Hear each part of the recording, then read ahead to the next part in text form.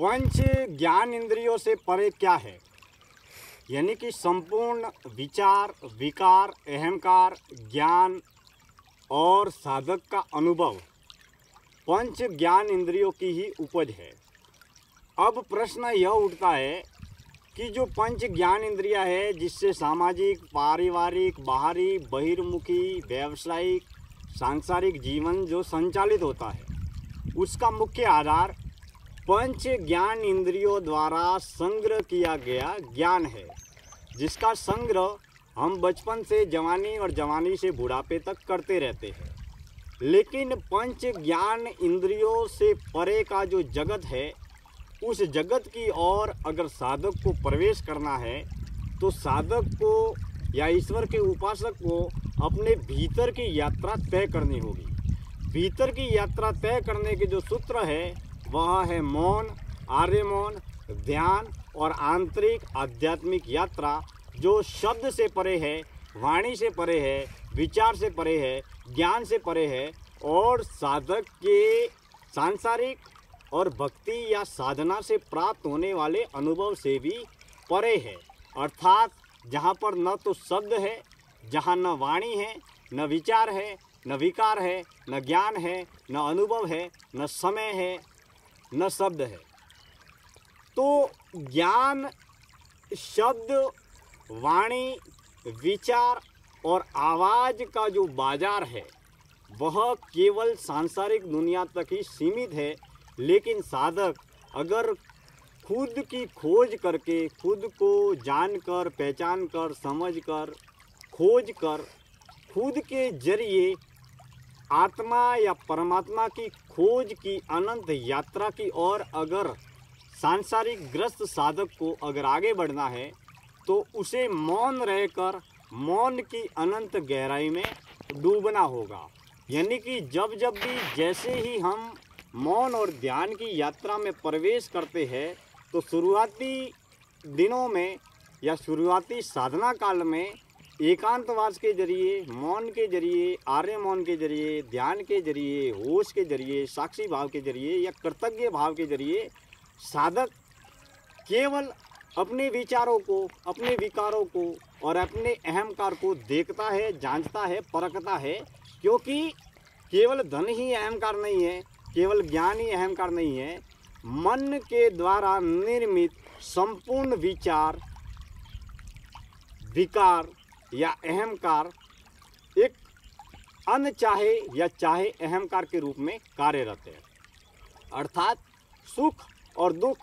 पाप और पुण्य, भला और बुरा, छोटा बड़ा इत्यादि तरीके की तमाम तरीके की धारणाएं, मान्यताएं, विशेषताएं, जिसका हम विभाजन करते हैं, अंतर करते हैं या एक दूसरे को तोलते हैं या तुलना करते हैं, यह सब केवल मन की उपज है। किसी को हम अमीर बताते हैं, किसी को गरीब बताते हैं, किसी को ज्ञानी बताते हैं, किसी को मूर्ख बताते हैं, किसी को विद्वान बनाते हैं बताते हैं, किसी को सर्वसाधारण सामान्य बताते हैं। तो व्यक्ति केवल हाड़ मांस का पुर्जा है जो पंच तत्वों से बना हुआ है। लेकिन जो धारणाएं, मान्यताएं या जो छवियां है, वह मन के जरिए निर्मित है। अब हम जब मन से परे की यात्रा करते हैं, पंच ज्ञान इंद्रियों से परे की यात्रा करते हैं, हम आज जिस घर में, परिवार में, समाज में, संसार में जन्म लिया है, उसी के आधार पर हमारा जन्म और जीवन का निर्माण हुआ है। अगर हमने किसी और देश में जन्म लिया होता, किसी और राज्य में जन्म लिया होता, किसी और धर्म में जन्म लिया होता, तो हमारा धर्म अलग होता, हमारी मान्यता अलग होती, हमारी धारणा अलग होती, हमारे जीवन का निर्माण अलग होता। अर्थात आँखों से देख कर, कानों से सुन कर, नाक के माध्यम से सूंघ कर, जीभ के माध्यम से स्वाद लेकर और चमड़ी के माध्यम से स्पर्श करके संपूर्ण बाहरी बाजार का बाहरी बहिर्मुखी ज्ञान जो हमारे भीतर प्रतिपल प्रतिक्षण जन्म से ही आज तक अब तक प्रवेश कर रहा है और आगे भी प्रवेश करता रहेगा। अब साधक को केवल धन, साधन, वस्तु, पदार्थ के प्रति ही होश और साक्षी भाव नहीं रखना है। हम लिख कर, पढ़ कर, बोल कर, देख कर, सुन कर, कई वक्ताओं को या उपदेशकों को सुनकर, बहुत सारी किताबें पढ़कर असंख्य विचारों का, विकारों का, अहंकार का संग्रह करते रहते हैं। ज्ञान भी कह सकते हैं, विचार भी कह सकते हैं, शिक्षा भी कह सकते हैं, जानकारी भी कह सकते हैं, सूचना भी कह सकते हैं, ज्ञान भी कह सकते हैं, अनुभव भी कह सकते हैं, वह मात्र एक विचार है। और सुबह से लेकर शाम तक, जन्म से लेकर आज तक, अब तक और आने वाले मौत तक हम असंख्य विचारों के कचरे का संग्रह करते रहते हैं। वह विचारों का कचरा जिसे ज्ञान भी बोल सकते हैं, अनुभव भी बोल सकते हैं, जो पारिवारिक, सामाजिक, व्यवसायिक जीवन को जीने के लिए घरेलू और व्यावसायिक सांसारिक किरदार को अदा करने के लिए जरूरी है। क्योंकि बाहरी बहिर्मुखी दुनिया मौन के जरिए नहीं चलायमान हो सकती, जहां हम दैनिक लौकिक व्यवहार में हमें अपने विचारों को वाणी के माध्यम से, शब्दों के माध्यम से दूसरों के सामने प्रस्तुत करना है और अन्य लोगों के विचारों को शब्दों के माध्यम से, वाणी के माध्यम से सुनकर समझकर हमें व्यवहारिक जगत को आगे बढ़ाना है। लेकिन जब हम मौन की गहराई में उतरते हैं, जैसे जैसे हम मौन के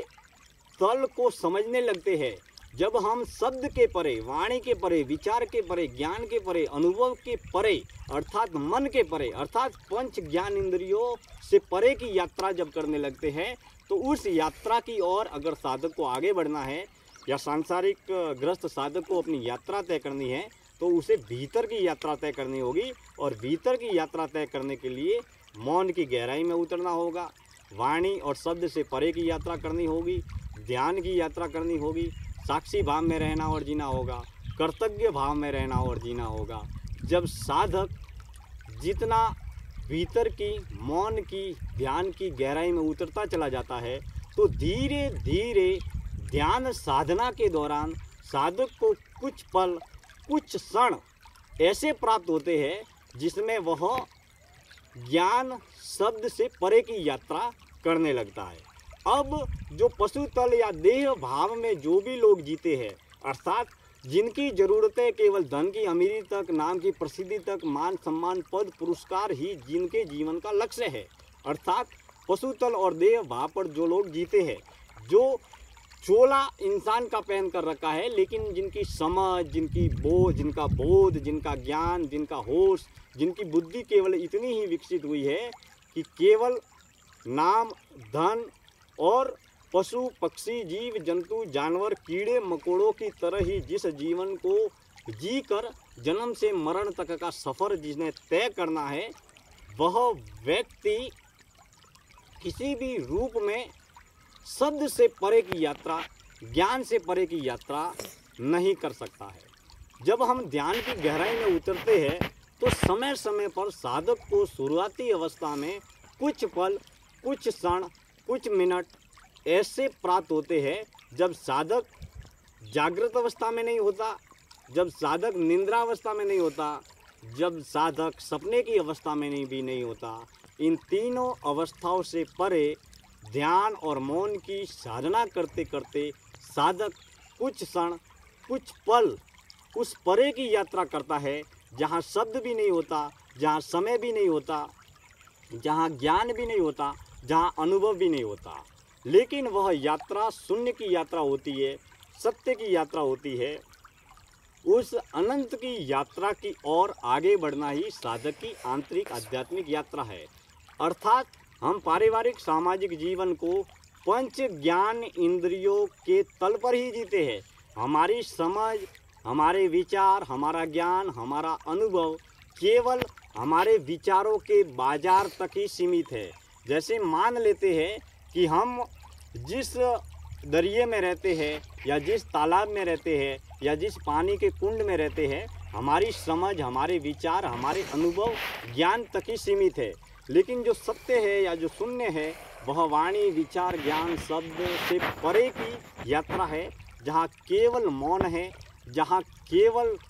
भीतर का शून्य है। और भीतर के शून्य को जानने, पहचानने, समझने, खोजने के लिए या उस भीतर के शून्य को अनुभव करने के लिए हमें जब स्वयं शून्यता की ओर जब हम अग्रसर होते हैं, तभी उस शून्य का अनुभव होता है। लेकिन पारिवारिक, सामाजिक, व्यावसायिक जीवन को जीने के लिए वाणी, विचार के बाजार में मशगूल रहना भी साधक का एक अनिवार्य कर्म और कर्तव्य है। लेकिन जब हम निष्काम भाव से प्रतिपल, प्रतिक्षण, प्रतिपल जहाँ भी जो भी हो रहा है, सुख को या दुख को, सफलता को या असफलता को, जीवन में प्रतिपल, प्रतिक्षण घटने वाली हर घटना को होश में रहकर साक्षी भाव में देखते हैं, तब हम अनंत की यात्रा तय करते हैं। क्योंकि विचार से परे जो जगत है वह सुख दुख से परे है, सफलता असफलता से परे है, पाप और पुण्य से परे है, जहाँ विचार न होकर विचारों की शून्यता है। लेकिन जैसे जैसे हम ध्यान साधना की गहराई में उतरते हैं, जैसे जैसे हम मौन की गहराई में उतरते हैं, वैसे वैसे विचारों की शून्यता की अवस्था को साधक प्राप्त करता है। और जैसे जैसे मौन की गहराई, ध्यान की गहराई बढ़ती चली जाती है, जैसे जैसे दैनिक व्यवहारिक पारिवारिक सामाजिक सांसारिक जीवन को होश में रहकर निष्काम भाव से साक्षी भाव से करने लगते हैं, तब साधक धीरे धीरे सुख और दुख के परे की अवस्था को प्राप्त करता है। अर्थात सत्य एक भीतर की आंतरिक यात्रा है, अनुभव की यात्रा है। आंतरिक आध्यात्मिक रूपांतरण साधक के जीवन में तभी घटित होता है जब साधक के सत्य या शून्य की खोज के प्रति एक तड़प हो, एक भूख हो, एक प्यास हो, जिसमें हासिल करके भी हासिल कुछ भी नहीं होता, केवल साधक का अनुभव बदल जाता है। क्योंकि पदार्थवादी जो जगत है, धन साधन वस्तु पदार्थ गाड़ी बंगला पैसा प्रॉपर्टी जितना भी हम कमाते हैं उसे तोल सकते हैं और तुलना भी कर सकते हैं। अब हम न तो धन की अमीरी के जरिए न तो सत्य प्राप्त कर सकते और न ही वाणी विचार ज्ञान के बाजार के जरिए हम सत्य को प्राप्त कर सकते। क्योंकि जिस तरीके से एक अमीर के पास में पैसा प्रॉपर्टी धन साधन वस्तु पैसा पद पुरस्कार का संग्रह होता है, एक अमीर के पास में जिस तरीके से